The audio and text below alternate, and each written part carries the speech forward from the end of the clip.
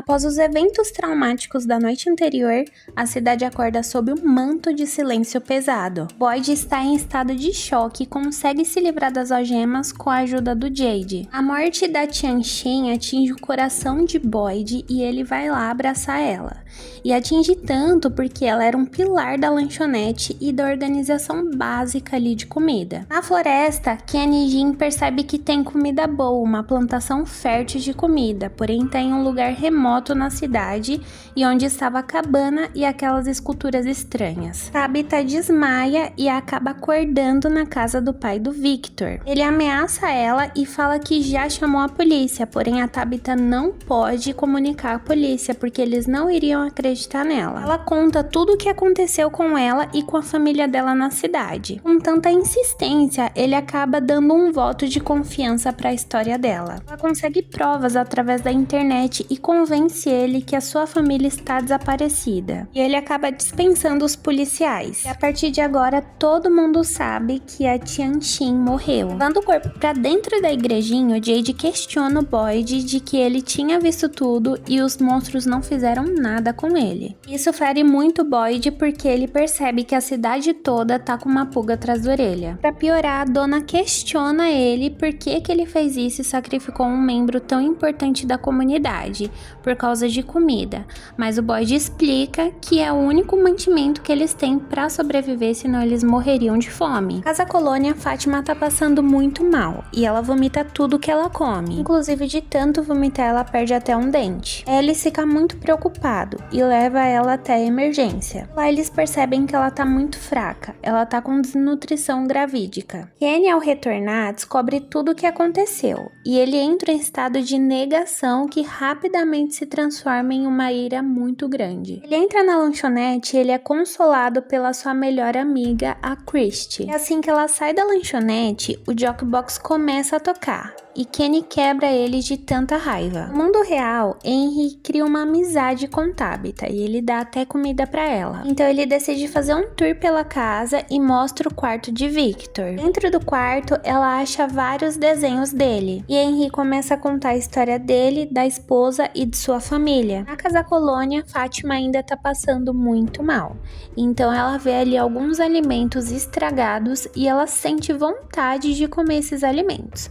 É uma espécie de beterraba que ela come podre mesmo. Nesse momento a gente percebe que o filho que Fátima carrega não é normal. A pedido do Kenny, Christy começa a arrumar a Tianxin para ela ficar mais apresentável para o seu funeral. E a Sarah chega e traz o vestido que ela mais gostava de usar nos momentos vagos. Kenny, revoltado com tudo que aconteceu, já que ele perdeu o pai e perdeu a mãe também, tem uma ideia. Ele quer pegar gasolina e tocar fogo em todos os túneis da cidade. Boyd tenta convencê-lo de não fazer isso, mas ele vai junto com ele nessa missão. Conversando com Kenny, que ainda não sabia como sua mãe tinha morrido, Boyd revela que estava junto com ela e viu ela morrendo na frente dele, mas ele não foi tocado. E Kenny fica desolado em saber os detalhes de como ela partiu e o quanto ela sofreu. Boyd, como uma representação paterna de toda a cidade, abraça ele e tenta consolá-lo. Então Kenny volta e vai até a igrejinha ver como sua mãe está,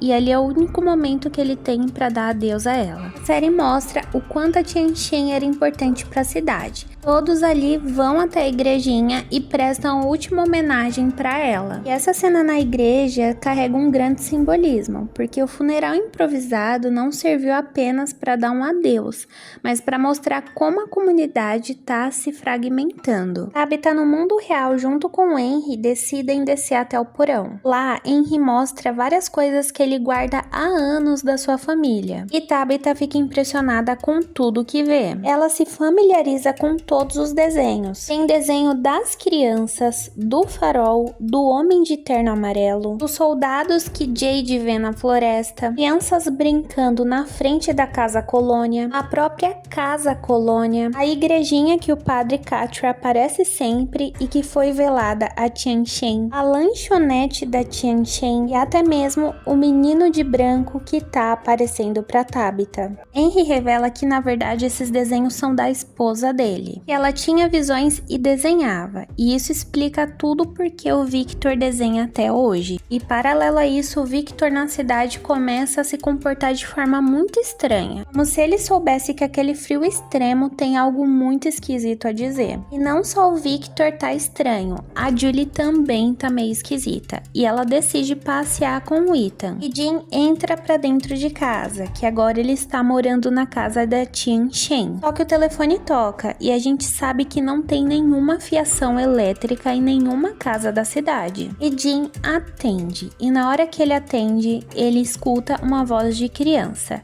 que fala que é o Thomas. Agora vamos para a teoria dos fãs. Primeiro, a voz do outro lado do telefone. Aquela voz não é uma voz comum e ela é super aterrorizante, ela soa como se soubesse de segredos profundos e trauma da família. O objetivo dessa ligação não é dar informações úteis, mas sim torturar o Jim psicologicamente, fazendo ele acreditar que sua família está em perigo constante e que ele é o culpado por não conseguir protegê-los. Da mesma tortura que o Boyd também está sofrendo, ele também está sofrendo. Sobre isso também existe outra teoria, que a mais forte é que não é uma pessoa, mas sim uma força maligna da cidade se manifestando naquele local. Essa entidade consegue ler as memórias e também os traumas das pessoas, usando o telefone para desestabilizar o Jim e fazer ele perder a sanidade mental, assim como aconteceu com a Abby, que é a esposa do Boyd lá no passado. E outra parte dos fãs também acreditam que existem pessoas reais vigiando a cidade por câmeras e microfones escondidos, por isso que eles sabem o que está acontecendo. As pessoas que acreditam nessa teoria, a voz no telefone seria um operador que trabalha para quem criou esse lugar, apenas para garantir que ninguém saia da linha ou tente fugir. Segundo, o papel do Victor. Existe uma teoria crescente de que o Victor já viveu esse inverno antes, quando ele era criança, e que ele bloqueou essas memórias porque todos os que estavam com ele morreram de fome, não necessariamente pelos monstros. Isso que ele fica tão irritado com Ethan e muda totalmente de personalidade. Terceiro, Miranda, mãe do Victor, a escolhida. Aqueles desenhos são da Miranda, a mãe do Victor, e isso é um choque pra Tabitha e pra nós também, porque prova que a Miranda já tinha visões da cidade antes mesmo de chegar lá. A Miranda desenhou detalhes da cidade, como a torre, as crianças presas e os monstros, enquanto ainda morava na casa dela, no mundo real, com o marido, os filhos e o Victor pequeno. Quando a Tabitha vê aqueles desenhos no porão, ela percebe que está passando pela mesma coisa que a Miranda passou. Ela desenhou exatamente o que a Tabitha tá vendo agora, ou seja, a maior teoria aqui é que a Miranda era uma espécie de escolhida anterior. E alguns acham que a cidade precisa de uma mãe para tentar salvar as crianças da torre. A Miranda tentou e morreu. Agora a cidade ou alguma força maior trouxe a Tabitha para o mundo real e a levou até a casa do pai do Victor para ela ver os desenhos da Miranda e entender que ela pode ser a próxima da fila. Quarta e última teoria. Por trás do jukebox. Por que ele toca do nada? O jukebox da lanchonete funciona sem estar ligado na tomada, já que a cidade não tem fiação real, e ele toca sozinho para enviar mensagens ou avisos para os moradores. Aviso perigoso. Geralmente, quando a música começa do nada, algo ruim está prestes a acontecer ou já aconteceu. É como se a cidade estivesse comemorando uma tragédia ou zombando do sofrimento deles. Tortura psicológica. No episódio 2, a música toca em um momento de luto do Kenny. O objetivo não é deixar os personagens terem um segundo de paz. A música quebra o silêncio e lembra a todos que eles estão sendo vigiados 24 horas por dia. Energia residual, e essa é o que eu mais acredito, que é uma teoria que diz que o jukebox toca quando há uma forte carga emocional na cidade. Como a morte da Tian Shen, que cuidava da lanchonete, foi algo terrível, a energia do lugar fez a máquina reagir a isso. Cronômetro do mal. Alguns fãs mais atentos acham que o jukebox funciona como um cronômetro. Quando a música acaba, algo novo vai começar. É o sinal que o tempo de descanso terminou e o próximo ataque vai acontecer na cidade. Mas eu quero saber de você. Qual dessas teorias você mais acredita? A voz no telefone, o papel do Victor, a Miranda e o jukebox. Me conta aqui qual você acredita. Aproveita e já se inscreve no canal. Eu vou deixar aqui nos cards o vídeo que eu fiz sobre o primeiro episódio. Lá também tem muita teoria. E é isso. Um abraço da Mili e até o próximo vídeo.